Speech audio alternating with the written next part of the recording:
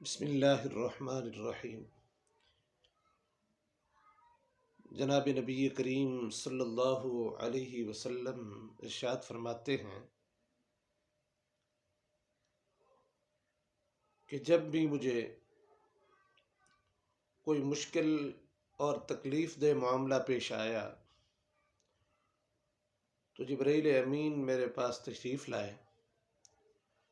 اور انہوں نے مجھے کہا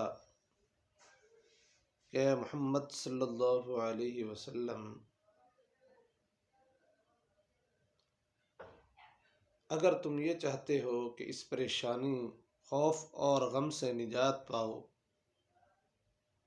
جو تمہیں پہنچا ہے، تو اس کے لیے یہ دعا پڑھو: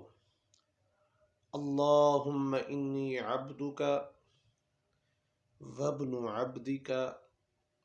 وابن امتک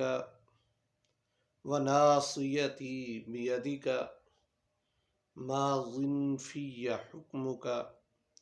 عدل فی قضاؤک اسألک بکل اسم سمیت به نفسک او انزلته فی کتابک او علمته احدا من خلقک او استأثرت به فی علم الغیب عندک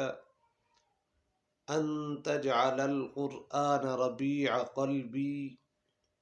ونور صدری